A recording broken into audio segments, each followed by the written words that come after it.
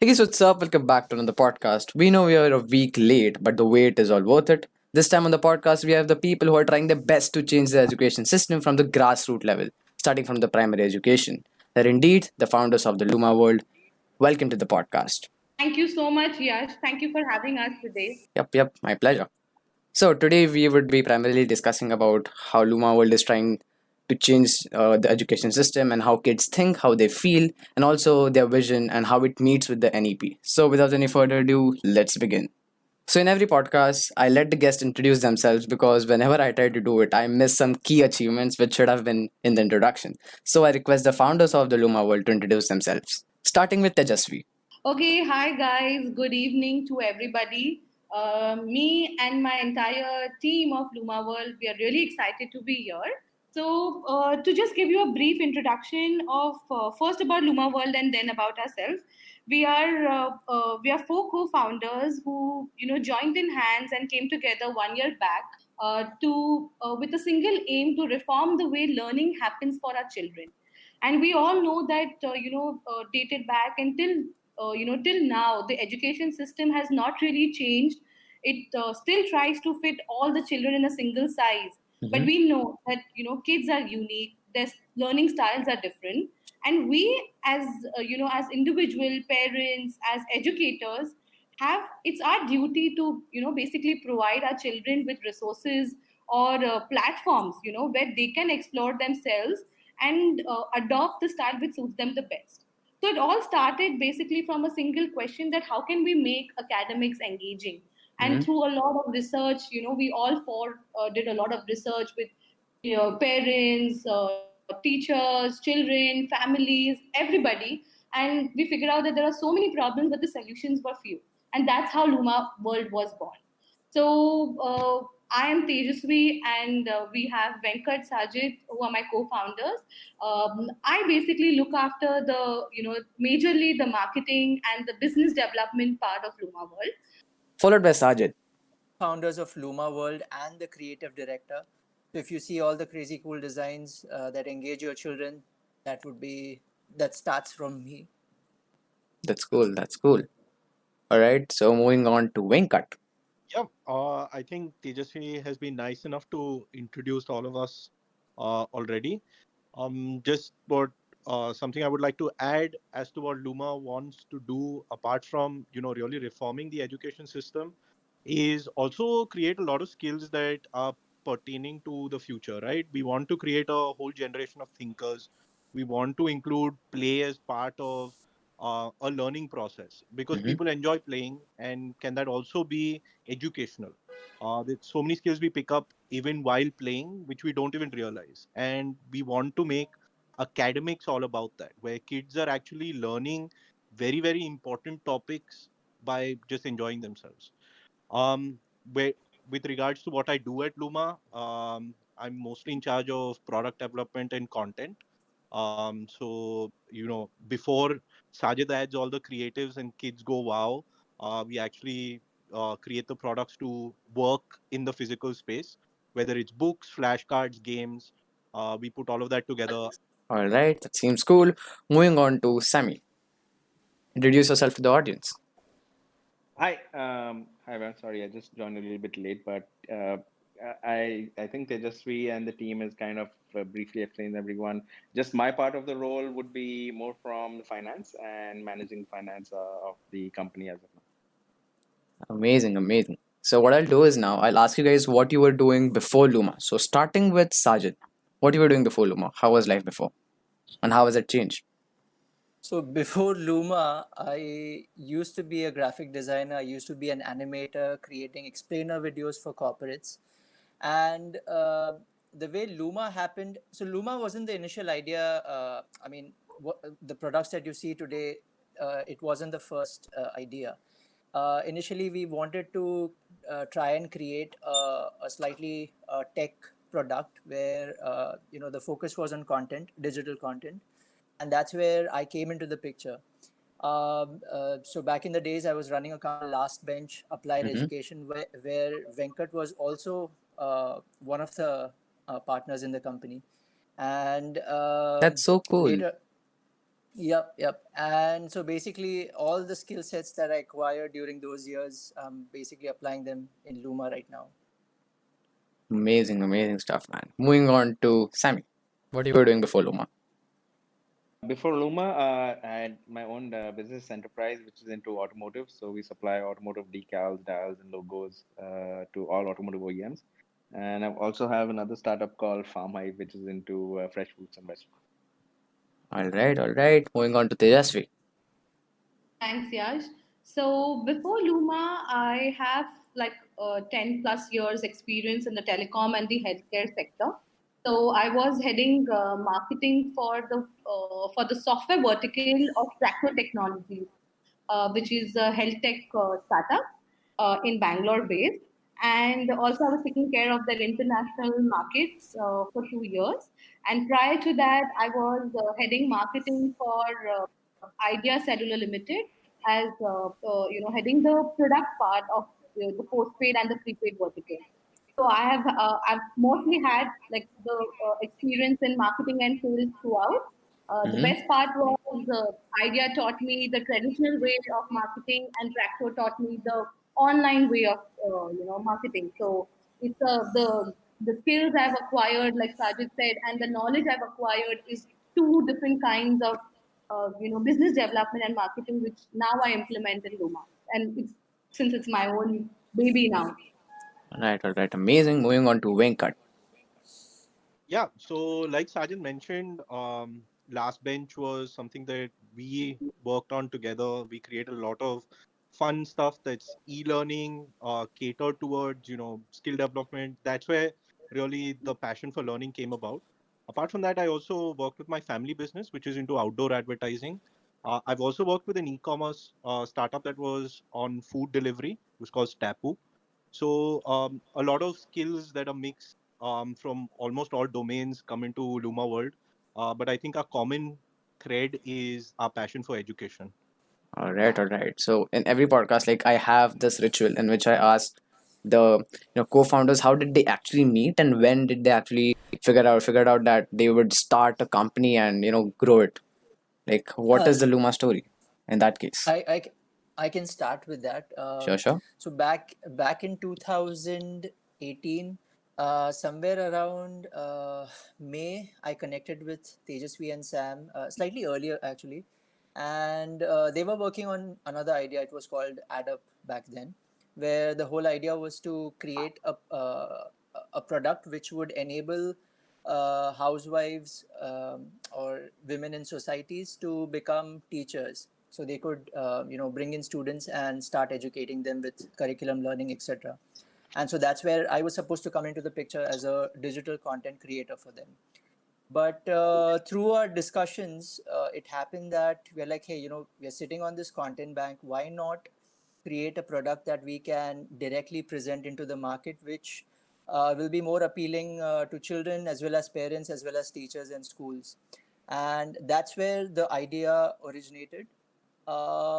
So we were expanding the team, and they asked me, hey, would you like to Mm-hmm. be part of this and head design for us? And so I didn't mention this early on, but I'm also an aerial extreme athlete. So I travel around the world, exploring the skies, skydiving and base jumping around.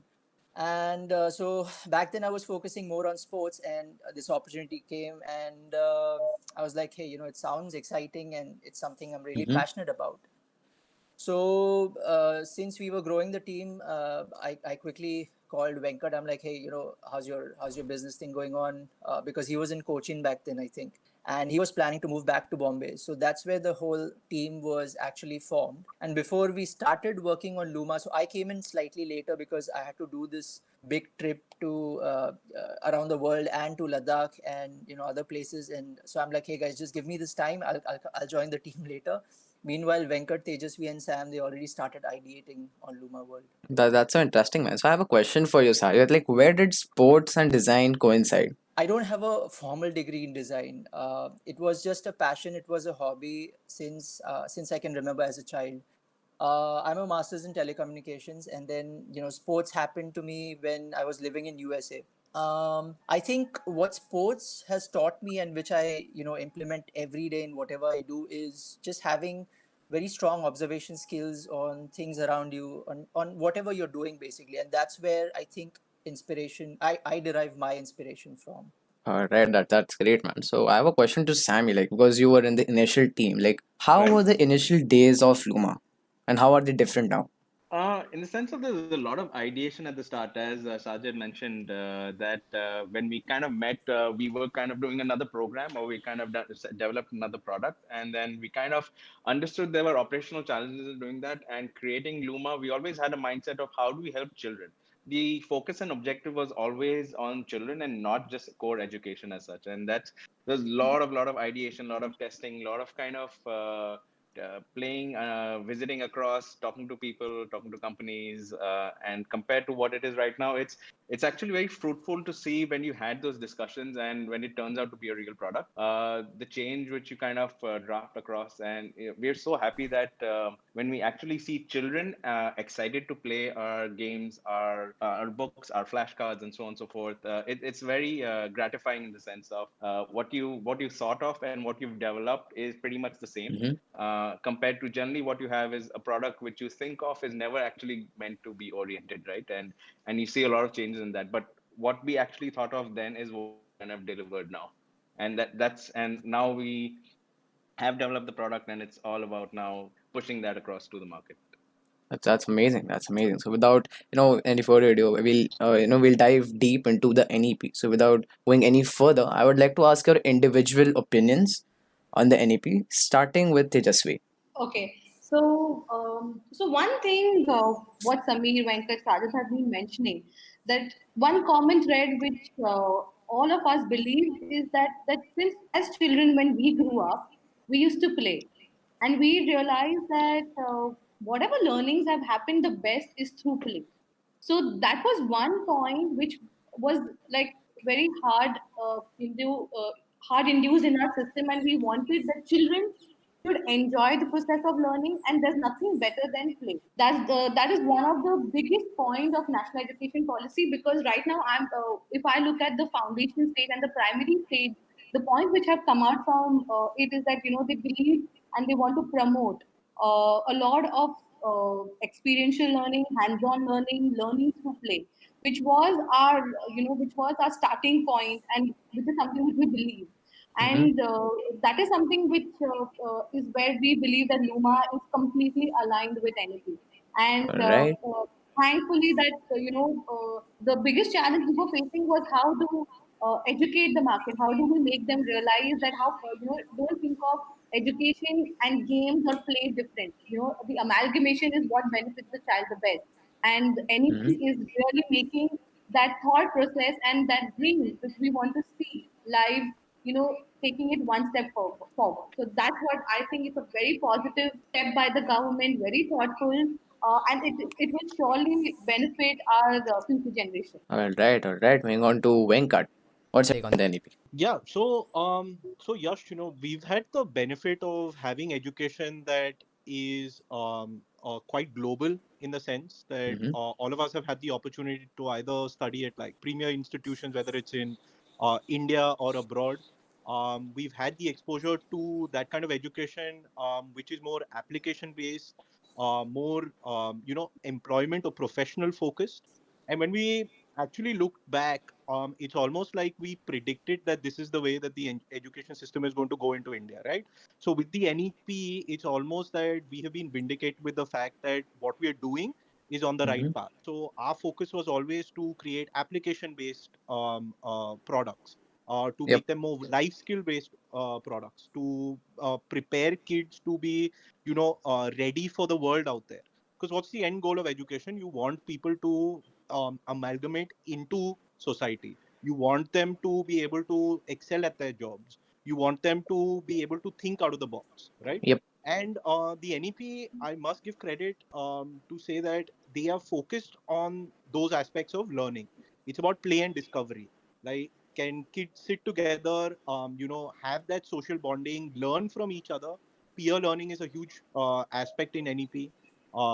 The other aspect being that it's application based. So it's not just about rote memorization, but it's also about taking that knowledge in and how do I apply it in a real life situation. Yep. So we do that through games, books, flashcards, and we feel that right now the overlap between what Luma is doing and NEP is doing is almost 80 to 100%, right? And going forward, that's only going to increase. That's amazing. So I have a question to you, Venkat, because there's this thing going on Twitter, which is people are rejecting the NEP because it encourages vocational training. What's your take on it? Should it be encouraged or should it be removed? Like, what do you think? See, I think there's an important point that comes in there, right? Mm-hmm. You want people to acquire skills that allow them to acquire jobs. Now, like for example, I was seeing this interview by a very prominent investor, and he said, "What are the jobs of the future? It's a lot of jobs are going to be taken over by tech, but Yep. why not acquire skills to maybe be a plumber or a carpenter, things like that." Why? Because they're going to be in such scarcity, and with a population like India where we've got more than a billion people, of which about 60-70% are young adults joining the workforce, Mm-hmm. you can't possibly imagine to give all of them jobs in one particular field, whether it's IT or engineering or medicine, right? We have to think out of the box. We have to provide skills to people who are able to maybe not complete education but still have the requisite skills to survive, Yep. or excel, make money, have successful careers. And that's where I think vocational skills really plays into the youth's hands. So I'm definitely for vocational skills, and I think they're very important in development also, all round development of a person. Yep. Yep. So what I feel is like earlier people had this counterculture thing. Like earlier people were farmers and then they figured out they could do engineering, they could do the saturated occupations right now, they could do those. But right now those are saturated and we have less farmers right now and the less vocational professionals. And there is no counterculture thinking happening at this point. So that's why I feel vocational learning is very important. All right. So moving on to Sajid, what's your take on the NEP? I think everyone covered almost all the points. One thing I wanted to add was it's I mean it's a great thing. Somewhere it's giving the freedom for kids as well as once they grow up, Mm-hmm. the freedom to explore. Right, you're no longer bound to I want to become an engineer. I have to become a doctor or a CA. There's much more. We're trying to show them that there are more opportunities than what you are being told right now. So one thing I keep saying, back in the days we were told jack of all trades and master of none, right? But the way I look at it, the way we look at it, it's jack of all trades and master of some, and that is what will help you survive. Like for example, COVID has taught us so many things right now, because people who had specialized skills, and once they lost their jobs, they had no clue what to do next, right? Yep. Because they Yep. were running helter and skelter to figure out, oh, where can I find a job? But people who had skills and who had learned to connect the dots between different activities they were doing, they were able to survive, and that's the key for future. Yep. And that's being a generalist, right? And being a generalist is actually a very great thing because that's almost like you can take many punches and you can lose a few skills and but still be relevant. And that's, I guess, the most important thing any professional should have. All right. So moving on to Sammy, what's your take on the NAP and do you differ to Um, anyone on this I, call right now? I don't defer to any of them because when we kind of created our let's say our entire product itself, we had already envisaged that there would be a change, Mm-hmm. and had, as Venkat, Sajid, and Tejasvi has mentioned, that the primary age group which we looked at was going to be, let's say it's going to be 6 to 12 or 6 to 14. Obviously, we'll keep expanding that, but Mm-hmm. the focus was always looking at a kind of a 5 plus 3 plus kind of a structure, which has anyways changed into the NEP format. And then a lot of things which we like from that format, which exists, is broader based curriculum, multiple disciplinary, holistic approach, a flexible curriculum. As you said, adding vocational education and training. So that's something which we already wanted to do, and actually we're grateful for the change. If it does really come up across as such, that will be actually very helpful for the entire Mm-hmm. education system, because we've always wanted this shift of education system to happen, and over the last 25 years And if this kind of helps drive that, and if it's going to be a revolutionary way our education system is going to function, though yes, it's going to take some time Yep. to adapt. It's going to take some time to kind of move the chess pieces across. But we definitely see it as the right direction, at least to start with. All right, all right. So I have a question which is open for all of you. What do you think should change in the NEP? What do you think are some amendments that should change? Some amendments that should take place. I can start with that. Sure. I think one of the key aspects that I would have wanted them to include more is the focus on who actually imparts this education. It's teachers. I know they did mention a lot about having the National Council for Teacher Education and things like that.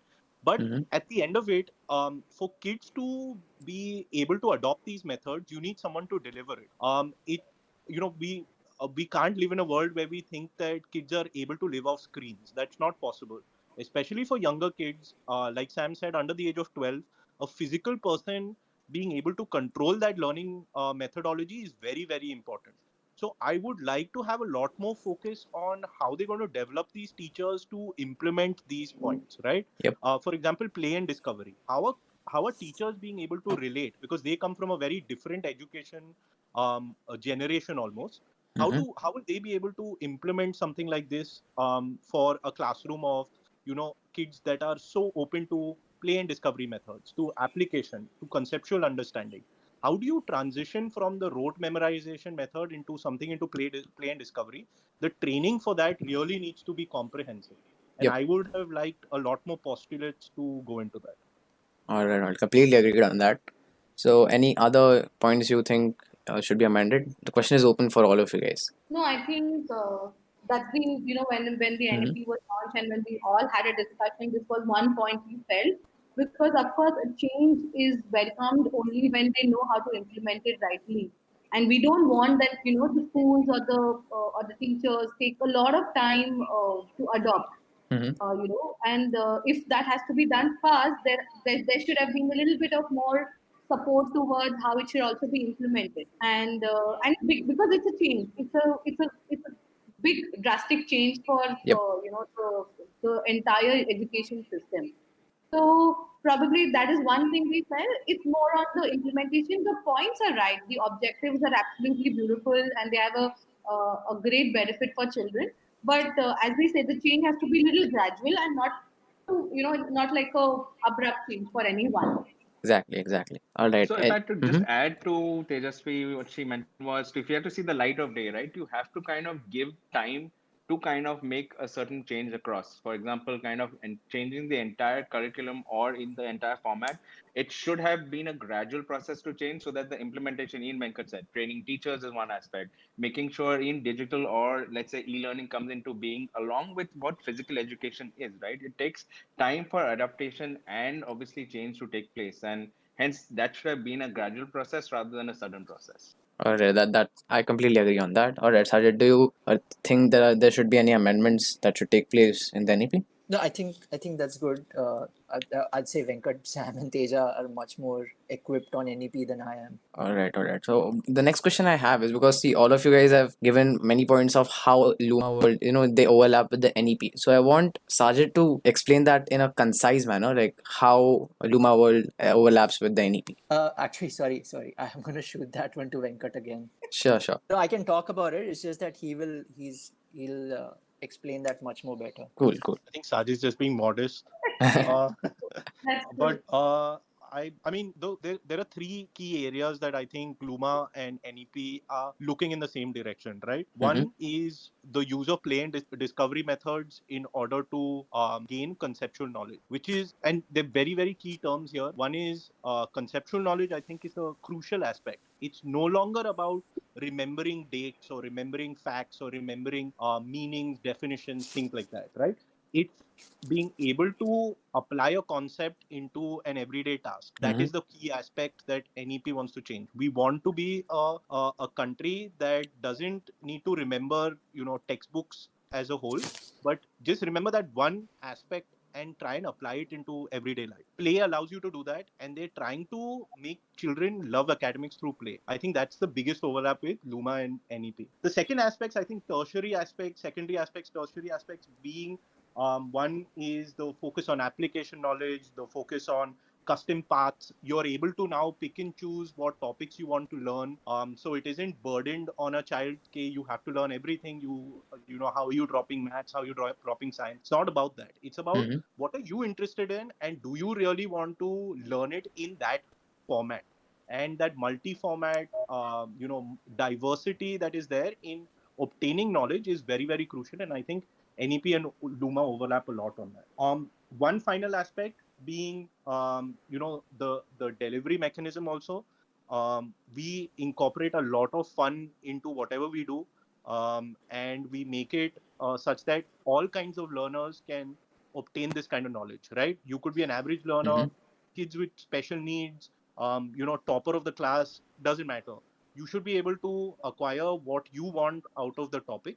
And I think NEP focuses on that as well. There's a lot about that there are different kinds of learners learning in different ways, and with different abilities. Let's focus on that. And I think these are the points that Mm-hmm. we really overlap. All right, all right. Thank you so much. All right. Also, Yash, Mm-hmm. just one more point. Sure, sure. Of course, we have been mentioning about skill development. Mm-hmm. So that's like how Venkat said. Our complete focus has been and will always be on the overall skill development. That is a big, huge overlap with NEP. And the other thing is like through the NEP is also putting a lot of focus on teaching or learning to happen also in regional languages for the younger kids, and that is also one of our focus because we want to make our products so versatile, and and it's very easy for us to adopt into Hindi, Marathi, or any other language, because Yep. in learning maths or the children, it's not about how good you write down the steps and marks and everything. Actually, maths is completely like a life skill. It's conceptual understanding, and then it's applying of that concept. So if Mm-hmm. the child learns in any language, it's enough. And that's what the games, the board games which we have been designing. We try to uh, promote that kind of perspective and the view that it doesn't matter that you are a math genius or weak in maths. You don't need to know a particular language to play a board game. Right now, of course, it is English, but we are planning to translate it in different languages so that it's easy for everybody. So that's also another thing which aligns us to anything. All right, all right. So this question is actually now open for all of you guys. If you want to add in some more points, you can. All right, from now the questions will be completely open-ended. You can interrupt a speaker. You can completely, you can add your points. So starting with the first open-end question, why has been learning so rigid so far? And as you guys are in the education space, how important is learning through play? One of the biggest reasons why education has been so rigid is if you look at the number of students in a classroom to begin with, right? Like we are such a densely populated country that I mean, I'm talking about like the regular schools, SSC board or even CBSE boards. Yep. There's like 60 or 80 kids in a classroom, right? So the main aim is to get done with the portion for the year. You I mean, although a teacher would love to understand if a child is suffering or if they haven't understood certain things, but there are limitations. You can do a limited number of things in that duration, and that is definitely one of the biggest challenges India faces when it comes to education. All right, all right. So I want to add one point here. Mm-hmm. One is in any education or in any kind of learning, there are both aspect, both stakeholders. One is a teacher who's teaching the child, and the other is the parent. Yep. Now, it's also it's also a fault of us, the parents and the family who focus on your child should have high marks, your child should get a good career, should get a good job. So the pressure is also opposite put on the schools or the teachers. Even if they want to really change, they want to adopt a new style, they want to try, they are pushed back also. So it's not just the education system driven by the schools or the teachers, also the vice versa. So this is also another point, because till now, we are very focused on marks, on rote memorization, in getting a job. That it's as if like we are preparing a child from the time he is born to get a job, and so that kind of culture has made us, that education is okay. You need to get marks, and for marks, you need to learn it in a particular way. So they completely differentiated sport, play from education. And even if you see, during our time, if you see that time we had a different sports period, or we Mm-hmm. had different swimming periods, we had different extracurricular activities. No Yep. one really thought that why should we have different activities? Why can't it be through these activities you're imparting learning? Like, if you're playing a sport, if you're playing football, basketball, we learn about different aspects, not just maths, physics, science, everything. We're communicating with each other, we're learning teamwork, we're learning so many other skills. But we never looked at it that way. We always thought that, okay, it's only a free period, or it's just, it's like a break. Mm-hmm. So that's what I really feel, that it's a both-sided issue, that the parents and the families, as well as having big classes like Sajid said, and big huge curriculum to finish. Exactly. What I feel is like with the advent of internet, the exposure for most of the skills is now available. Like everybody can learn anything from the internet right now. And Absolutely, and, absolutely. and Yes. now because of that people are like trying to get out of the rat race which they were since the past, I don't know, like 30-40 years, and now things are changing. So I would like to Correct. ask Venkat here. So what's your take on this? Are skills like very easily available right now? And if yes, no, if I know. So I mean, based on what Tejas is saying, there's I think a third dimension to that also. Mm-hmm. One that comes from professional space, right? What is the end goal of almost everyone who goes through, let's say, college or school or anything? It's to get an education, get marks, like she mentioned, but then Yep. eventually get a job. And the professional space, if you look at people who are hiring and stuff, they want people from the best colleges. They Yeah. want, they have these pay grades that come for only engineers will get this much, everyone else at that much. Or if you're not a doctor, then you're not at the top rung of society. There are quite a few professions that are looked down upon, right? Like Yep. I mean, an accountant today is considered that, Array, okay, you're just an accountant. But at the same time, can any business do without an accountant? Like, they are core numeracy skills that most people can't do. Even our best engineers might require calculators. But I've seen accountants that have just had 30 years of experience be able to do mental maths like no one else. So I mean, it's about dignity of labor also. It's to understand, like Tejasvi said, why isn't sports given so much of importance, right? Cricketers are highly paid, but why not, let's say, boxers, or that sole luge athlete that goes to the Winter Olympics every 4 years, Shiva Keshavan? Why aren't people like that? Why don't we accept the fact that people can have abilities and diversify on that? So those learning skills are very important, and I think that apart from what Sajid and Tejasvi said, the education system is rigid because it values us on a certain kind of learners, Yep. learners with a certain kind of ability. Now, if the professional space changes that and says, you know what, I want a set of data scientists, or I want a set of, people who are extremely creative as artists. I feel that more than coders, I want to make, I don't know, fashion designers the highest paid in my company. um Things like that matter a lot. It gives encouragement for kids to say that tomorrow I want to grow up and I want to be this. Like, how many of us when we were young said we want to be astronauts? How many of us actually become astronauts? Where do we stop? There is a point where we suddenly go like, listen, this doesn't make financial sense or doesn't make life sense for us. And I think that is the cause of both the education system, like Tejasvi said, family pressure, there's professional pressure, and like Sajid said, the competition is so hard. Like, Mm-hmm. when you have 5 lakh people appearing for an entrance test like the JEE, and 50 or 100 of them get selected, what happens to the rest? Where are all these people going? What do they end up doing? And we should be finding a way to reward them. They are no way secondary in society, right? Mm-hmm. I think that's the key aspect. Like, how to make it more fluid is to reward them in a different manner as well. um, the other aspect of your question, which was learning through play, I think one Mm-hmm. key thing about learning to play comes from the fact that play rewards everyone equally, right? Yep. Why I say that is, if we sit with a game, today you might win, tomorrow Sajid might win, another round Tejasvi might win, then Sam might win, then I might win. It levels the playing field, irrespective of what our skills are, what our abilities are, what our knowledge base is. as long as we can do something in the right manner and we have the opportunity to learn from it. We can accept failure. Like for Mm-hmm. example, if I fail in an exam, that is it.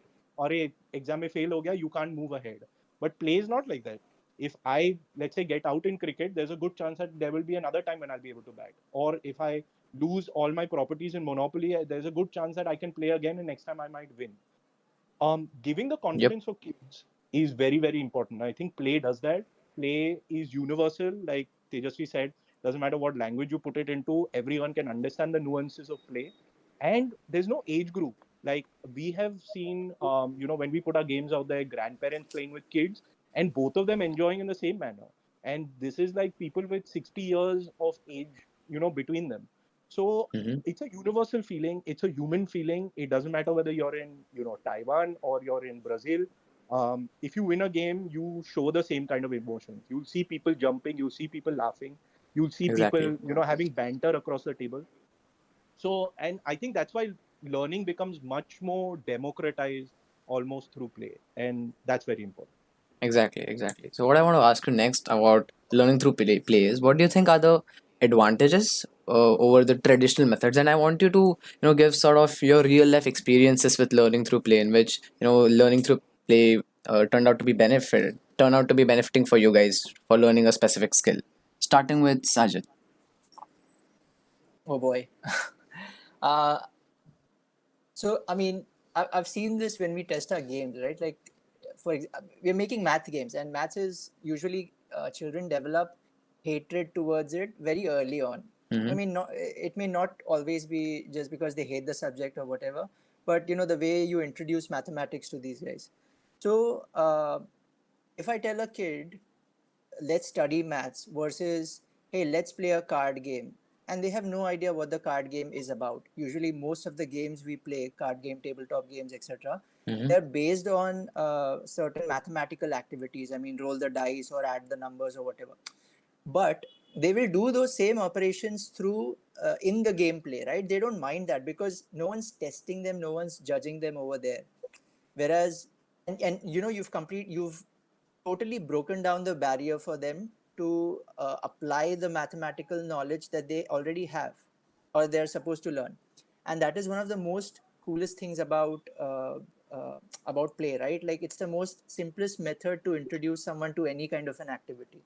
To give you an example that I personally relate to, like, back in the Mm-hmm. days in school, we would always ask, oh, we are learning this particular topic, but where will we apply this in real life, right? Yep. Like, a lot of people still ask on the internet, where are you guys using trigonometry, or where are you guys using ut plus half 80 square? I mean, I'll just Exactly. give my personal example. I use it every day when I'm jumping, right? Like, if I'm calculating the height of a building or a mountain, I go on the top, I drop a rock, and I apply ut plus half 80 square, which gives me the displacement. Same with trigonometry, I use it to calculate the height Mm-hmm. of a building. I mean, simple things like this, which usually people won't see, right? Yep. Completely agreed on that. All right. Moving on I, to. I would Mhm. like to add here that Sure, we sure. don't advocate kids jumping off the building like Sajid does, but Yeah, that's true. All right, all right. Moving on to Sammy. If I really had to kind of put skills, right, I would really broadly classify them into seven categories. And it's Mm-hmm. regardless of whatever you're into, or regardless of what you try to do, or regardless of what activity you try to do. It's critical thinking, problem solving. There's collaboration and like leading by influence. There's adaptability. There is initiative which you do take, which also builds in entrepreneurship kind of development, good communication skills, Mm-hmm. assessing, analyzing information, and curiosity of the mind. If I really had to characterize everything, everything falls in this space of whatever you try to do, even if you're kind of getting a job, if you're trying to build by play, or you're trying to do academics. These generally are the seven characteristics of skills which is essentially required for anyone or even a child to kind of develop himself, and that's probably what I think is really required. It's done in some cases, but not given the entire spectrum to really be looked at, if it had to be done from a parent's perspective, or giving the child the freedom. I understand the concerns. We always all focus towards getting the best marks. Everyone wants their child to do the best. As Sajid and Venkat and Tejasvi has explained that yes, we do have a large population. There are limited amount of seats. There are limited amounts of fields which you can go to, where everyone doesn't focus on the other aspects as well. Hence, Yep. we're kind of stuck in a conundrum. There's a chicken and egg story always.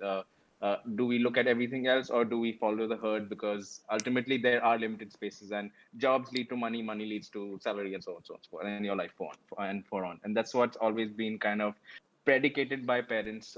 And unfortunately, that is the scenario. We have to all face that. But in reality, there are other skill sets which you really need to focus. And probably COVID has been one period which has kind of shifted that pattern as well. So even if you see every business across, right? If you didn't have any of these skill sets, you were stuck in a place where you couldn't do anything. Yep. Interesting. Moving on to Tejasvi. Okay, thanks, yes. So one, I would like to add two, 3 points. The Mm-hmm. first point is learning through play. Now, play does not happen in isolation. We are collaborating with other children. We are playing with your friends, your siblings. Sometimes you play with your parents, grandparents, anyone. So the collaborative nature, comes out a lot. The teamwork, comes out a lot through play. Because you're doing it together. And in life, like even when we were working or even we are running our businesses, we're not working. It's not like Venkat is doing his individual job. I'm doing my individual thing. We all are working together, and that's what comes very naturally with play. So the multiplayer system, you can actually help the children to collaborate with each other, and that's the best way. The other things are like certain things like value systems, like you Yep. want to teach a child honesty, you want to teach your child how to respect your opponent, allowing them to fail, like telling them that okay, it's okay to lose, sometimes. That's very Exactly. those kind of thought process are very difficult for parents to teach, and it can only be done by leading by example, like you say, So theoretical and traditional methods do not do that, but a play can help you, a game can help you do that. So the value system can be inculcated.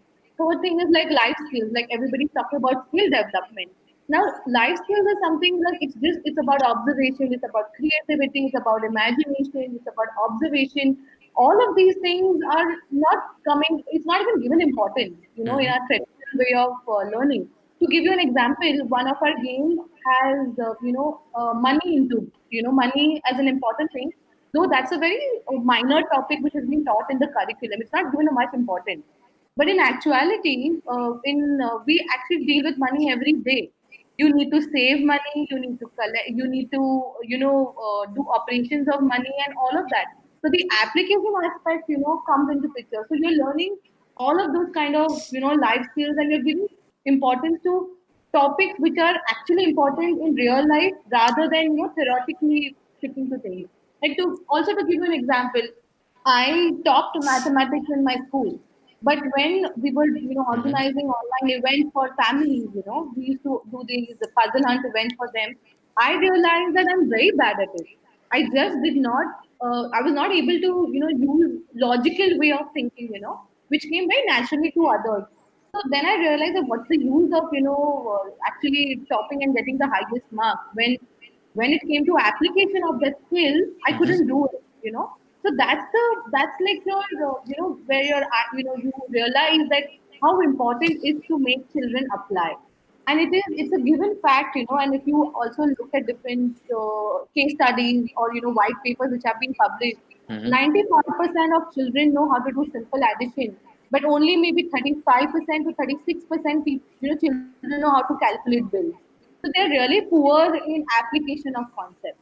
And and how do we make them apply? It's only through play, through making them do these DIY activities, projects. Those are the things which are really important. So that's why we really feel that Mm-hmm.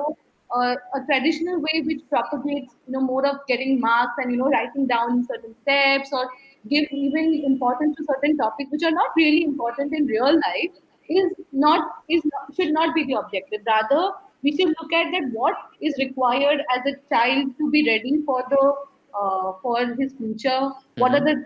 the skill sets which are 21st century skills which are required to make him future ready? That should be focused on. Because the end of the day is we want the child to be confident. We want the child to have self to be self motivated.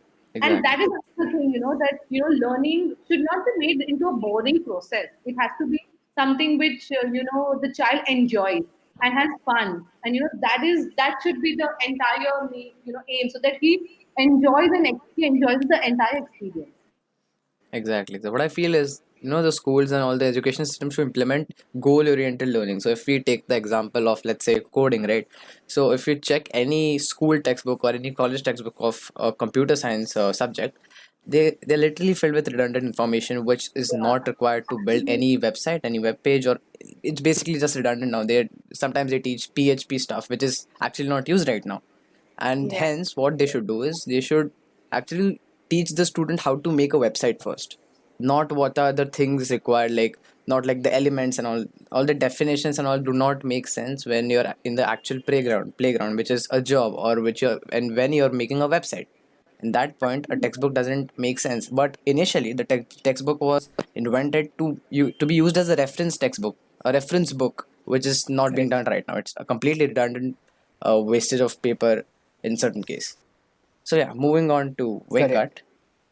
Yeah, I think you've raised a very important point, Yash. In fact, I saw a meme recently on social media which was hilarious, where they Hmm. spoke about how the Indian education system makes people write code with pen and paper, right? Exactly. So, and that's so funny because at the end of the day, what is the environment you're going to be testing it into? A computer.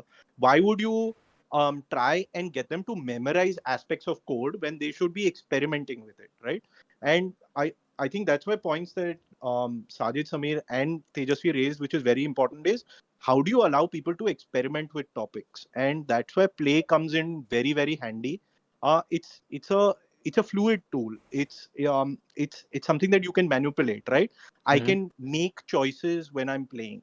And what do we do in the real world? We have to make choices. Um, Tejasvi mentioned about future skills, right? What are the most important skills in the future? Right now, we are at a point where we think that AI can do everything. I mean, we've had AI beating the world champion of Go, right? And Yep. now it's able to even play games. What do you think that is going to be the most human aspect in the future? It's the ability to make decisions, because that's something that we can control AI to do, right? Can we critically think? Can we have creative skills? Because how much ever we try, if we have to find the next Picasso or Da Vinci, the creative skills has to come from a human being. Hmm. Try expecting AI to create something like that, we will always look at it as robotic. So how do you build these skills? How do you bring this creativity? How do you bring the right decision making, teamwork, communication, social Hmm. skills? And a lot of that comes through play. Like the other the other crucial aspect is retention, right? Hmm. Do you or I or anyone here remember the last time that we read a textbook and retained knowledge from it? Probably not. What is the last textbook we read? Even I don't remember, right? It's been so far back. But I can almost remember every instance that I have played a board game with my family, friends. The euphoria that is there. If someone says, "Have you ever played Monopoly?" I've not played Monopoly for maybe 7, 8, 10 years now. But I clearly remember what is the feeling that I had while I played it. It allows Hmm. us to retain concepts so much easier, right? Sajid mentioned about when we the games that we used to play as kids, and how different it is when we try and relate to that today. Another instance that we have got from one of our game test scenarios is we have this game called Fracto. It's a simple card game that teaches kids that two fractions can combine together to form a whole. So Hmm. it's not a whole number; it's less than a whole number, right? It it might sound very simple now that we know the concept, but for a kid, it's almost impossible to fathom. You see numbers like 1, 2, 3, 4. Suddenly, they're introducing a new concept which says 1/2 or 2/3, 3/4. Like you, Hmm. it's the same kind of number, but it's not a number. It's a part of a whole, right? Yep. It's so difficult for them to now apply that concept. On the other hand, when we actually got a kid who's about 6 years old, and kids are actually introduced to fractions when they're 8, we gave them this card a game, and he looked at the cards, saw it, and we just told him that if the denominator of the two cards is the same, so if it's 2/3 and 1/3, you add them together. If the Hmm. numerator and denominator is the same, just make a pair and keep it aside. And I mean, with those cards, first he started with numbers, then with words, then with images, and started creating pairs in a go, and began to realize that, okay, wait, this is a whole number, this is fractions. So because you introduce them to a concept without the fear of saying, "Arey, this is an exam, this is Mm-hmm. maths, this is numbers." This is more about, "Arey, this is just a game. It's okay if I Exactly. do well or I do bad. It doesn't matter. I am now intrigued." And I think that's where the layers come in. What Sajid does is very, very important, because the creative aspects is really what draws kids into the game, right? Unless you have unless you have great characters, great colors, great visuals, a presence on the table, a Mm-hmm. fantasy theme, kids won't look at it. They'll still see it as math. But the moment we put something like that, it becomes very different. Similarly, the kind of stories that we tell, like if we don't make it like, okay, robots battling against each other, or like, you got your own farm and you need to protect it from others. Things like that are very important. It gives the kid the opportunity to imagine, to become more creative, to apply themselves in a domain that otherwise is very academic or numbers based. But now Mm-hmm. it is more story based, it's more personal. It is how I see this world and what I'm doing in this world. This is my world, and Exactly. that allows a lot of freedom to succeed. And Exactly. to add to that, Yash, one more thing that we try and do is role play. Mm-hmm. So again, it falls under learning through play topic, because, for example, in our building blocks books, which are like concept guidebooks, we, instead of asking them, hey, is this question answered correctly or not, or can you solve this, what we tell them is, some student has solved this paper. Say example, Seema Biswas has solved this paper. You are a teacher and you have to correct this paper. And kids love this kind of role play. I mean, it's a different thing that they Mm-hmm. may do it right or wrong, but at least they will be attracted to, hey, you know what, I'm a teacher now, I'm going to correct this, I'm going to grade this kid. Exactly. And that way, yeah, and that way they get to apply their knowledge and hopefully understand if it's done the right manner. Exactly, exactly. And what I feel is like the schools and the colleges and the institutions, what they've done is they've designed the education system in such a way that it favors them and not the students. Like if we take an example, for example, if we consider a 4th, 12th grader who is being taught HTML in school, right? But after learning HTML, they are never taught CSS, which is actually crucial to be learned, because only HTML standalone does not make a beautiful website.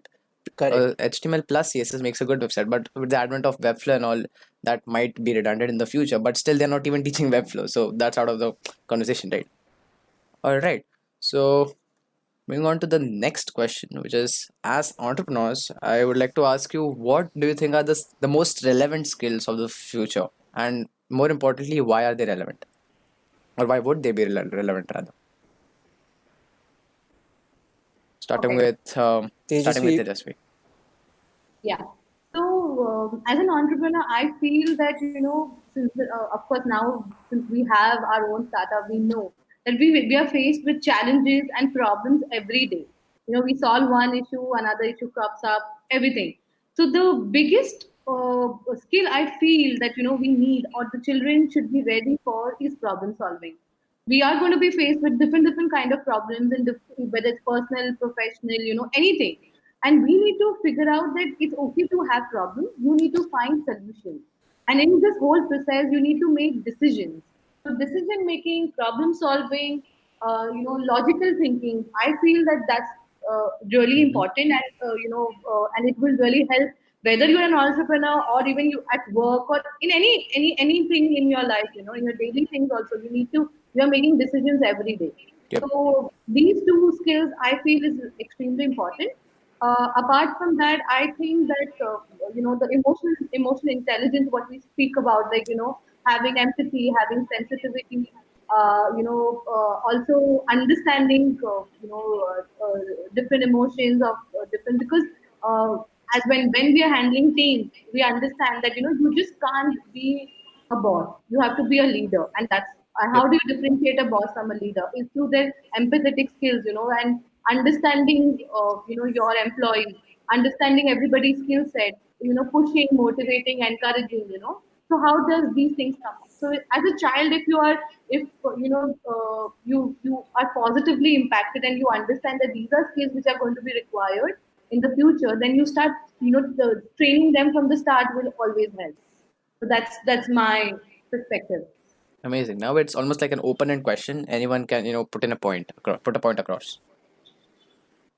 I feel creativity is definitely one of the most important skills. And when I say creativity, it doesn't mean you have to be like an artist or you have to be Michelangelo and stuff. Rather, how do you make the most out of whatever you have at hands? And so basically you have certain skill sets, and how do you connect the dots between all of these skill sets, or you have a Mm-hmm. certain team having individuals with different skills, right? How do you connect, and how do you make a beautiful product using all this? That I do think is something very important, even for kids to explore, right? Like uh, back in the days when we were growing up, like I'm giving my personal example here. Yep. Fine arts was never considered to be like a job, like my parents told me, or my parents social circle, they said like, how are you going to make money with all the artwork that you're doing? And because back then they didn't have the exposure, right? And now, because the world has shrunk, it's like art and UI UX design, or any kind of designing Yep. or creative skills are like in demand. um, yeah, so that's my point. Uh, if I had to kind of add something which probably everybody misses out, is needing to fail, right? One of the most important aspect or skill which you need to understand is you need to know how to learn to fail, because only when you fail you really start getting up and rising up again. That is something which is constantly missed out, and everyone always kind of pushes that. Oh, you need to achieve 99%, but what if that does not happen? And that's when the entire reversibility starts happening. And Exactly. when so needing to fail is very important at an early age itself, because and the same thing as play, right? Because there's only one or two winners, but the rest of them ultimately, and this is what we've seen in our entire research as well, is kids don't mind failing while playing, but when it comes to real testing itself, that's where they're scared of. But when they're at play, they don't really mind failing, because ultimately it gives them a chance to redo it again. And that's where we see a lot of skill set required, is understanding how to fail, because that's a very, very important aspect which people miss out on. Exactly. Exactly. And I Mm-hmm. think, according to me, one of the key skills that are there for the future is adaptability, innovation. Those two, I think, go hand in hand. Mm-hmm. Why? Because one, we will need to be multi-skilled. Like, having one skill is no good. Like, for example, back in the day, you could just be, doing one job for 40 years, and that's fine. Today we change jobs. Maybe, everyone thinks, okay, next 3 years I'm going to do this, then I'm going to do something else. You start off, all of us studied. I mean, all of us here are Mm-hmm. engineers, but we are doing something that is more business oriented, more like Sajid said. Creativity need not just be painting stuff, right? Like, really speaking, designing a game is creativity, or writing a story is creativity, or like figuring out, what is an ideal marketing campaign is creativity. You really need to break the mold in order to do that. So to be able to adapt into these jobs is very crucial. Mm-hmm. How can I acquire skills that are, varied? Like, I should be able to speak well, I should be able to read well, I should be able to think in a manner that is, based on problem solving, and adapted based on what task is there at hand. And once I think that bit is stabilized, then you can think of innovation. Something that you mentioned, like HTML, CSS, right? What we get questioned is, Are, why do I Mm-hmm. need mental maths when I have a calculator? I was reading an article today about this guy who actually won. He's now the world's fastest calculator. He, solves math problems like no one else. Something that he asked really caught my eye. He's like, Usain Bolt runs 100 meters in 9.87 seconds. Do we ever ask what's the point of someone to do that when you have cars and aeroplanes? You don't. It's a human feat. At the end of the day, innovation, as much as we try with tech and digital aspects, humans have to bring about innovation. You mentioned about HTML. If I don't know HTML, CSS, how am I possibly going to create, let's say, an automated software that will centralize that entire process for someone to do it? Mm-hmm. For example, how can you create, let's say, WordPress, or Shopify or Wix or anything like that without actually understanding how to make a website. That is the core aspect, right? So now that you understand one layer of it, that's when you can innovate on the next. And I think those two things are very, very crucial, because that is really what the generation needs to pick up. Exactly. Venkat, I have a question for you because you said like what Usain Bolt, the points you mentioned there. I have a question. Like, I don't you think it's more upon the patronization that the people are giving them and not the usefulness taking into account? I mean, yeah. Is there any benefit of anyone running 100 meters in 9.87 seconds? No, it's sport, right? But look at the kind of method that he needs to take in order to do that, right? It Mm-hmm. brings such a regimen into your life, so much dedication, so much focus, concentration, so much of protecting your body. There is a ritual that actually goes for years, to be able to stick to something and do it transforms the person as he is, right? Like Mm-hmm. those are skills that will always. Now, tomorrow, if Usain Bolt had to apply himself to do any other job, right? It would be so rewarding because he can bring that focus, he can bring that concentration, he can bring that regimen into it. So nothing that you learn, nothing that you play, nothing that you do ever goes to waste, because your body adapts to it, your mind adapts to it, and that's the key aspect. Mental maths might not have any value, but it opens a train of thought in your mind. It allows you to do things in a much easier manner, right? Mm-hmm. Similarly, calculus might not be of any use whatsoever, but the skills that you take in order to do that, there's so many other things that come into play to learn just one topic, and that's very important. It's reading skills, it's writing skills, it's the ability to analyze, understand. Like Tejasvi mentioned, analytical skills are so scarce. Like we see it every day. Like if we have to and kids by nature have that skill. It's almost like they unlearn it by the time they become adults, Yep. right? If we tell a kid, if we put something in front of a kid, he will figure it out in 5 minutes. That's why, let's say, when mobile phones were new, a kid can easily figure out how to use a mobile phone, Yep. but a 70-75-year-old needs to go through training to do that. Why is that? You would say that a 75-year-old has a much more mature brain and experience than a 6-year-old kid does, but they are open. Like Sam said, it's important to fail. They don't mind tinkering around with things. If something goes wrong, well, fine, I'll start over again. We almost unlearn that after a period of time. So I don't think it's not just a patronization, but it's also important to understand to that 9.87 seconds of fame that Usain Bolt has Mm-hmm. got maybe 9, 10, maybe 20 years of practice that makes Exactly. that possible. And that is the key aspect, right? That is something that you can't undo, and it's giving him so much experience. Exactly. Like what I feel is it's almost like channelizing some efforts and the experience you gained into some other probably useful skill you might require in the future. It's almost like that. All right. Absolutely.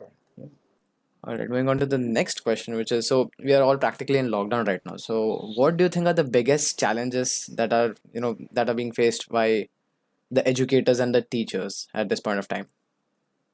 Starting with Sajid. I think, first of all, no one really expected something like this will ever happen to us. Uh, Everyone's facing some issues or the other, right? Like teachers had to unlearn and learn again. How do you impart knowledge in the digital age right now, Mm-hmm. um, especially in COVID times? Same thing with parents. Like their whole timetable went for a toss because usually the child is in the school for 6 to 8 hours, and you have your me time, and then now they're always in front of you, and you need to ensure that the learning is still happening in the house. um, so I mean the distraction, there's like constant distraction. The child also doesn't know, they don't have any idea how to sit in front of a computer and try to understand. In a classroom it's still okay because you have your friends around you and it's still manageable, but then now you're sitting in front of the screen staring at someone on the other side, and there's so many distractions, right? Yep. So that's definitely I mean these are all the challenges I'm talking about. uh, you guys can keep adding to them. Yep. Yeah. Some few challenges I feel is how to keep the child engaged. Because the class size has not decreased, rather it has increased. Because if there are four foyers or some four divisions, they are doing classes all together. So suppose Yep. 100 students, and we think of it that, oh wow, it's digital, so you can accommodate as many children as possible. So in this whole thing, there is no personal attention. There is no way that the teachers are able to observe whether some weakness or some issues or anything the child is facing. Not help at a personal front. They are not able to engage the children, and you don't even know the child can just mute himself, switch off his video, and just go away. Yep. So, how do you control that? And educators have never been faced with this issue.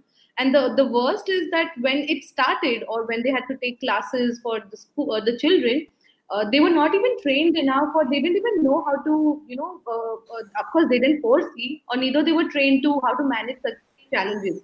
So Exactly. still we are, struggling with it, which is a sad part, because instead of it becoming an easy thing, we talk about the technology helping to reach more children and it's used more productively. Rather, it's still not, come naturally to everybody. And Exactly. on the other side, the children are, children are having increased screen time.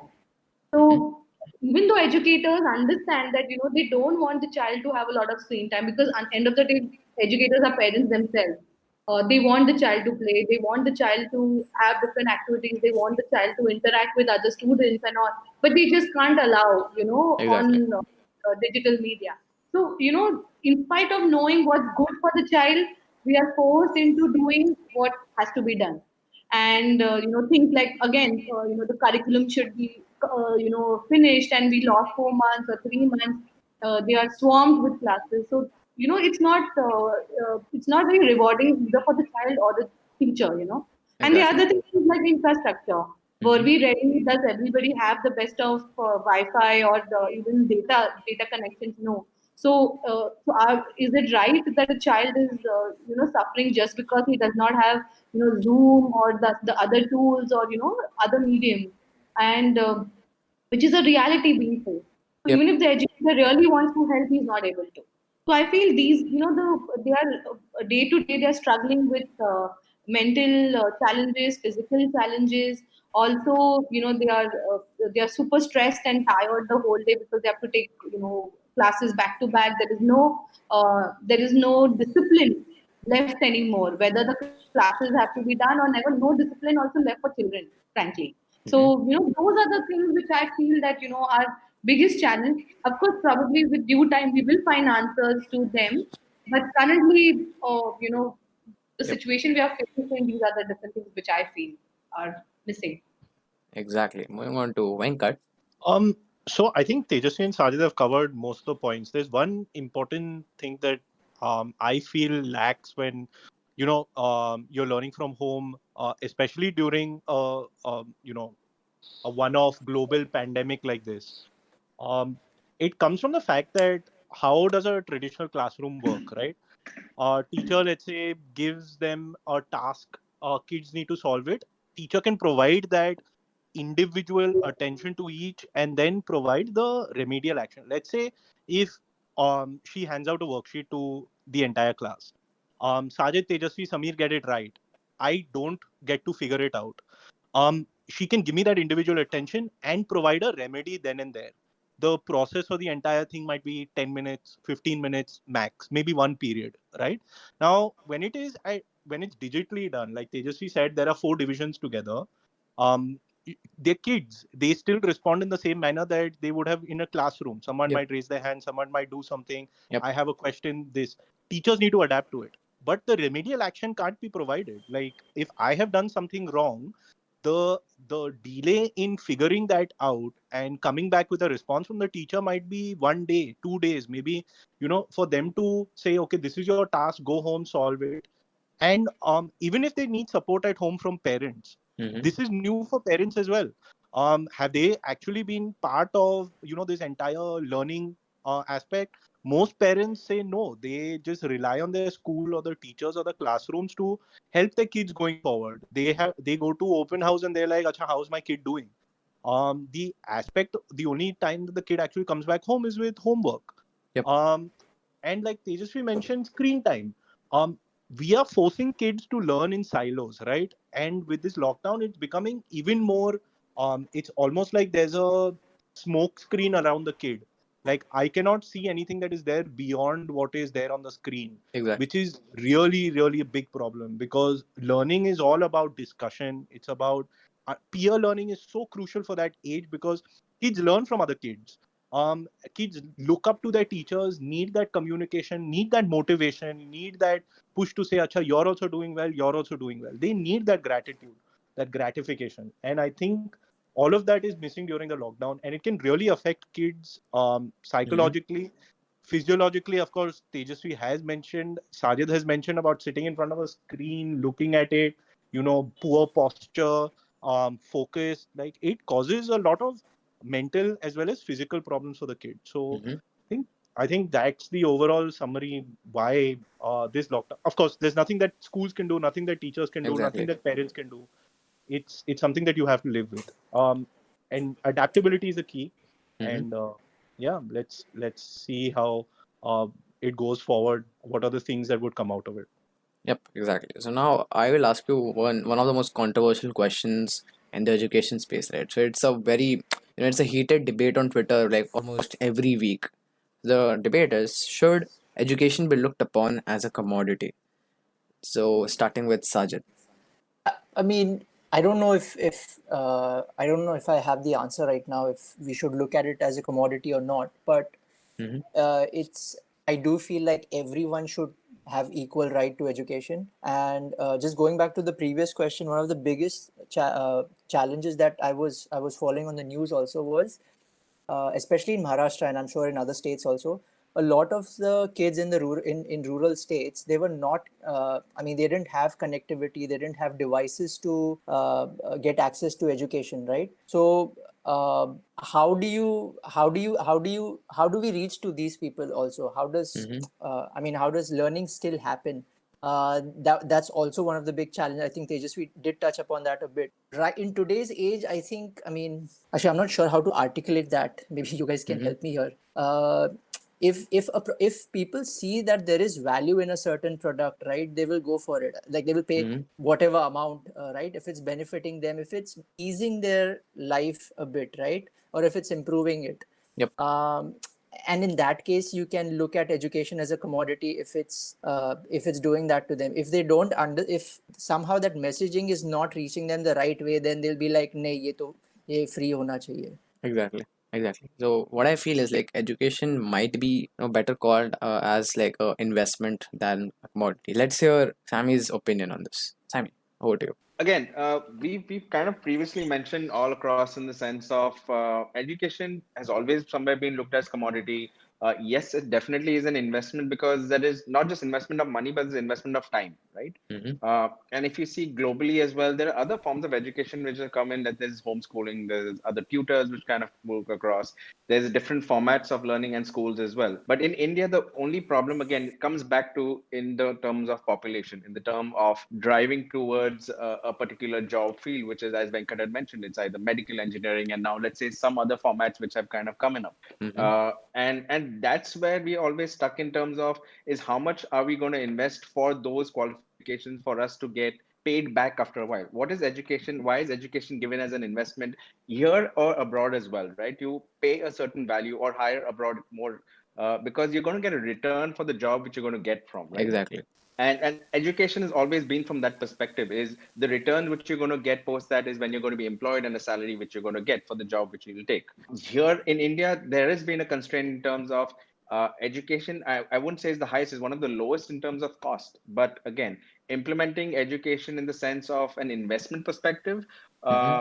uh, uh, it depends on what job you're going to push your child to kind of look at. And as every parent in India is, we're always forced to kind of push them towards two or three different fields where we know, or what for me it would be is achieving probably what the parents have not is what we want to push the child to kind of get to a better lifestyle, right? Because parents have Mm-hmm. seen the struggle, they want their child to also not be there, want to kind of invest that in their schooling. Let's say what we've seen across is grocery store owners or even pushcart store owners pushing their children to English medium schools, right? Because Yep. they don't want them to that same lifestyle, and they're investing in that, either in their schooling, either in their tuitions, or in any form of learning mediums if there is, right? It is definitely going to change because they see the value for their child, and they see that this is going to help them or help their children as such, be to and kind of get a better future. And that's what that investment is for always. It is probably not the best probably for the child as of Mm-hmm. now, but it's always for the betterment of the future, which they see what their child should get. Exactly. Right. So moving on to Tejasvi, let's hear Tejasvi's opinion on this. Over to you. Of course, like most of the points have been covered now, by Sameer and Sajid also. I still feel like education is like an experience. If you think of it like a commodity, yes, it's a useful thing. It's important, because it helps us to, it brings about a lot of development in us, and it helps us in our future. But I look at education as an experience which I really wish that children to enjoy. So Mm-hmm. that's my take on it actually. All right. Moving on to Venkat. I do feel education is a commodity. I think this argument, I do see it a lot. I think it's about 50 years too late. If you were debating this, let's say in the 50s or 60s, should Mm-hmm. education be a commodity or not? It makes sense. I think in today's day and age, we have to live with the fact that people will pay a premium for education. And because of that premium, there are a lot of people who are surviving too. Like, imagine if education was free for all, right? Would we pay our teachers? Anyways, we don't pay our teachers that much. But would Exactly. they be able to draw salaries that are equivalent? Why do people leave to become professors, at Harvard or Columbia or whatever? Because those are high paying jobs. Like, for example, to consider the fact that the ex RBI governor of India is a professor now, or Mm-hmm. leading Nobel Prize winners, economists are professors. There's a reason, because that commodity is a high paying commodity. It allows them to make a career, a life. They devote their entire life to that kind of research. Yep. So I don't think there's any harm in it being a commodity. I think, like Sajid mentioned, like Tejasvi mentioned, and like Sam mentioned, there should be a universal um, threshold that says that there is a basic requirement. Everyone should have that kind of education because it's necessary for society to move ahead for that. the Mm-hmm. the premiums that you add are for specializations in education, right? Let's say if I everyone is allowed to have some sort of education that is quality education, that is comprehensive, that is um, almost allows them to make a career out of it, let's say till about standard 10 or standard 12 now with NEP. That is great. Beyond that, it's personal choice. How much do I want to super specialize? I could study till I'm 30, or I could stop studying the Mm-hmm. moment I turn 18. So that, I think that's a question of who wants to pay what. I don't have a problem with education being a commodity. I do have a problem with it being forced to like Sam said, that why can't our government schools, which are also free, have the same kind of education quality that is there for an English medium school? Why does a Yep. grocer or someone who is of less education, or the opportunity has been less, why should they be forced to say that I don't want my child to go through the same education system I did? I want them to have the better education system, which is in our country, unfortunately, an English medium school. Mm-hmm. So I don't think that is fair. But if people are willing to pay a premium, there's no problem, Yep. because people should be rewarded for that. Why not? Exactly. So we are almost like at the end of the podcast. So we are like a few questions left. So the one of the few questions left is, see, this question I asked to almost every entrepreneur. What is the motivation for you guys to run your company? What's the motivation behind all this hard work you're putting into to change the education system? So as we pointed out earlier, most of us have had like an experience in education in India as well as abroad, Mm-hmm. and I mean we were privileged enough, and somewhere we were motivated to try and do something in that space in our own country, and that's what we see through Luma. Like it's such a the products that we create are such powerful tools. Like when we test it with children or with parents or with teachers, somewhere it is enhancing their life or simplifying things, the way they learn, or the way they teach. Like for example, parents right now, many parents have no clue how to participate in their child's learning, right? But if you're providing them a tool which where they don't have to think much, or they don't have to do too much of research, but they are actually, family time is now fun time for them, right? Mm-hmm. And when you see these kind of experiences, these kind of feedbacks, that in itself is like the biggest motivation for us to continue. Great, great. Moving on to Sammy.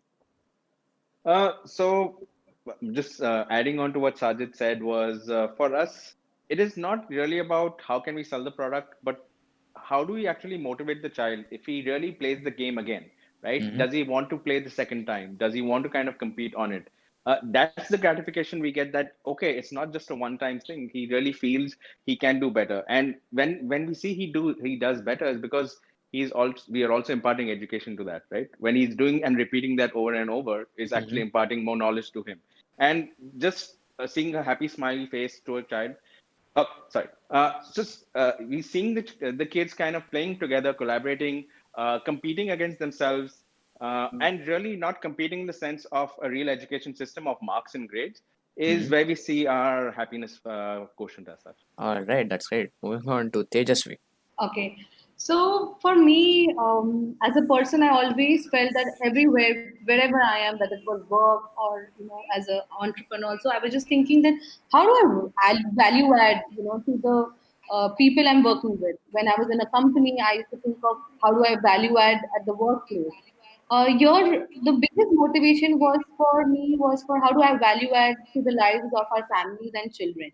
Mm-hmm. And like Sajid said, I have been seeing my nephews, nieces stay abroad who have the access to a beautiful way of learning, and I've seen the benefit from them. And I used to always feel bad that why such a thing does not exist in India. Mm-hmm. Why we still stuck to such an age-old method of learning, teaching, and why we not taking actions. And I was always having the thing in my mind that when I have children and should my children learn the same way as I did, it was absolutely not. Everything around is changing Mm-hmm. except this system. So that was one of the biggest motivations, that I have to bring newness to their life. I have to help all kind of learners. It should be inclusive enough. It should help, give the choice to a child to choose. We didn't want anything to be forced onto. And the end of the day, when we see a child smiling, enjoying, happy, Yep. and thinking and telling me, coming back and saying, "Oh, we love this subject. Oh, we love this topic. We never thought it was so simple." Mm-hmm. Those words are enough for us to get going. And when parents tell us that they're so satisfied or they're so happy to see our children happy, what bigger achievement, than that. So I think that kind of those kind of emotions help us to innovate, keep us on toes to keep developing something new, and adding basically life to this entire learning Mm-hmm. process. Yep, amazing. Moving on to Venkat. I think the three of them have covered all points that I have. So I think, yeah, that's I I'll think we're I'll moving. I'll add something for Venkat. So Sure. in today's world where children are, I mean, there's so much of distraction, especially technology. You have your phones, you have your tablets, etc., and you have so much content online, right? If you're still able to hook a child into a board game which is imparting not just educational knowledge but life skills, moral values, etc., then Mm-hmm. that is like the biggest victory for us. That's actually amazing, dude. Like, I have one more question. Like, it's almost like we're almost at the end. Like, this question is, what is the biggest challenge you guys are facing right now? What is the biggest challenge Luma is facing right now, and how do you intend to solve it? It's an Okay. open-ended question. So I'll start with it. So one is uh, educating the parents, educators, and all the families and the market around, and Mm-hmm. telling them the benefits. Why play or games are important, because till now they all have a very stereotype mindset that games are for fun and it's a break, it's time pass, and education means books, means study, means marks. They do not, they never think of the point that you can actually combine and create something beautiful for the child. So that is one of the biggest challenge. The second challenge, I would say, that they look at games or as an expense. Rather, it's an investment. It's an investment for their future. It's investment for their development. Teaching them that no, games can also be educational, and it's an investment you're doing for a child, and not don't look at it as like just a monetary aspect of this. Is Mm-hmm. what I feel. Kind of that's my take on it. All right. Um, I think one of the key aspects is um, breaking the mold of saying that only academics is important, right? Mm-hmm. Um, I mean, almost 95% of parents that we speak to, if the child has marks, then he's a great child. But I don't think it's just that. There are so many other skills that are very, very important. And most important of all, you want them to be good human beings. I think that's the start of it all. Why can't they get moral values that, things like honesty, patience, the ability to speak to others, be respectful, Yep. respect your opponents. Like, um, why is it that we need to be a society where someone else's opinion cannot be heard? We have to, let's say, troll them. We have to speak out loud, and social media is just adding to that time and again. I think Mm-hmm. those things are very important, and even other aspects like hygiene or dignity of labor, respecting someone who is less privileged than you. Yep. Um, and games allow you to do that because it allows you to have someone else's opinion while you're playing, and it neutralizes that. I mean, you get a lot of moral values, and we put a lot of moral values in the games also.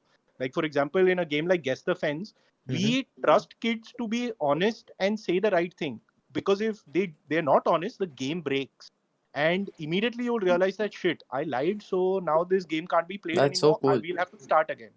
So things like that matter a lot, Mm-hmm. because we want them to get those values, and we want parents to understand that those values are just as important as academics, if not more important, right? I think that's a big challenge. Changing that mindset is a challenge. All right. As Venkat mentioned about the products, I want you guys to tell what are the best starter products that a parent should start out with for the child to, get the Luma experience. It's an open-ended question. So the way we've designed the products are based on mathematical curriculum topics that kids learn Mm-hmm. during their certain age group, and so it's very easy for a parent to just pick up a product based on ad hoc basis, or if they think their child suffers or is weak in a certain topic, or they want to introduce that topic, or they think their child is learning much faster, so they want to advance on a higher level topic, so they can just do that easily based on either the topic name or the age group, etc. All So right. just to name few Mm-hmm. games right now, our top seller. So we have 6 games that are floating out in the market, and the top seller or the popular one is Galaxy Raiders, which is a game on numbers and operations with a space sci-fi theme. So you're basically explorers, and you're going around capturing planets. And you do that by rolling a dice which has operations, and you're doing all the calculations, but it's super fun. I completely I'm impressed by the names that you guys are given to the to the games so that the kids are attracted towards them. That's amazing. Can you share a few more examples for the Yeah. audience? um Go ahead, Venkat. Okay. So, I mean, one of the key things is it's not just games that we do. So, um, something that we've discussed, I think, Mm-hmm. earlier during the podcast is that different kids learn different ways, right? And different parents believe in different methods. Some parents are completely okay to the fact that my kids plays games already. I'm going to start him with board games. Other parents might be like, no, we like the fact that our kids like flashcards, and we want to introduce them to that. Some parents believe in books, so we make the multi-format aspect. So we not just have games which we've spoken about so much at length, Mm-hmm. but we have game-based products also. For example, our flashcards, they might be core math, right? As opposed to, let's say, games that involve strategy and things like that. But they're game-based. We have like an adapter where you can secretly see what the answer is. So that makes the entire process for a kid like to make it look like a treasure hunt. Yep. We also suggest different ways that you can use that. So Of course, we have games like Guess the Fence. For example, that's a great way to introduce a 9-year-old to, sorry, an 8-year-old to geometry, visual reasoning, analyzing shapes, uh, actually plotting in your mind how someone else is creating the shapes, mapping it out, right? Mm-hmm. So these skills you can get with something like Guess the Fence. Sajid spoke about Galaxy Radar. Similarly, we have Alpha Steel. Alpha Steel not just talks about numbers and operations, but it also talks about important concepts like profit and loss. Like Tejasvi had mentioned earlier, it's very important for a child to understand how to purchase things, what is the value of that purchase, how am Yep. I going to use that purchase. So now you can buy your robots and you can make them perform tasks, and you need those robots to win in those tasks. So that is where your investment really counts. So these are skills that you can actually get through these games, and you can Mm-hmm. get core math skills also, right? Our entry level game, for example, is Terra Loop. Terra Loop just tells you simple concepts of why, what money is, how to earn money, why is it important to save money. Once you Mm-hmm. saved money, for a kid to understand that once I save money, I won't lose that money, that's very important. It becomes almost a habit for them to save that going forward. Yep. Similarly, now moving to books, right? Our integrated kits or our all-in-one kits, we've got flashcard, books, and games. Why are books so important? People might be like, no, books are, it's just like any other textbook, but they're not. We focus on real life application through them. One example Exactly. I would like to give is, let's say tomorrow a kid goes to a museum, right? He's going to a dinosaur museum. Mm-hmm. What's the first thing he has to do? He has to buy tickets. Um, he looks at the tickets. He's like, per ticket it's 250 rupees, or would I buy a family ticket for 500 rupees? Let's say there are 4 people in his family. He's actually saving 500 rupees. To be able to calculate that math and go through the entire process, then he enters a room, sees different dinosaurs. What are the height, weight of dinosaurs? Now that's data interpretation. So Mm-hmm. we recreate that entire experience in a book. It's almost like a story that the child needs to go from start to end, and he needs to solve maths to get to the end, right? So the books have a lot of story based themes. They're interactive, and we weave maths into it. Similarly, flashcards might be more outcome based or revision based, but there's a game based aspect to it. You can hide it and you can play. Yep. So there's a lot of things that are there, and different products cater to different audiences and different age groups. We are actually at the end of the podcast. So if first of all the links of Luma World are given in the description down below. Go follow them and check out their products. And yes, if you like this podcast, please do the formalities. And yes, lastly, would you guys like to give a message to the audience before leaving? A last message to the audience. Yeah, I mean, I think one of the key things is to look at gaming in a new light. It can be educational, it can be learning, and uh, I mean, my plea to all parents is, don't limit your child to saying that, okay, only do this or only do that. Mm-hmm. Let them explore, let them have fun, let them mingle with other kids, let them learn from other kids, let them and be okay for them to fail, right? If they fail an exam, that's fine. Tell Yep. them that it's not the end of the world. Tell them that if they don't want to do maths, it's okay. There are other subjects that they might excel in. Geography is just as good as science or math. That would definitely be my message. Try to expose kids to as much uh, fun content as possible early Mm-hmm. on. Um, as Venkat said, don't narrow their mindset saying कि आगे जाके यही job करना है, right? You never know what the future holds. So it's very important that they start acquiring different skills early on. Exactly. Moving on to Sammy. For me, it would be kind of looking at enjoying the best of both worlds, being it physical as well as I understand education will move into e-learning formats, but the child should be able to kind of enjoy best of both worlds. It's physical, which he learns a lot of other crucial skill sets compared to, yes, e-learning is going to drive the market down the line in the future. So I would advise parents to kind of make sure that they get a handful of both. All right, moving on to Tejasvi. So I think that the biggest message is that today, if we are able to innovate, is because we think ourselves and we put ourselves in the shoes of a child. We think like a child. We are still children at our heart. So the biggest message I think is let the child be Mm-hmm. himself. Let him grow and let him learn. Let him make mistakes. Let him be free. let him, the only duty we have is to provide all the kind of resources, all the kind of platforms which we are capable of to them, and let them grow by themselves. Because the moment you start cutting their wings and telling and putting them into a same the same structure and the way you have been doing, you are limiting their imagination, you are limiting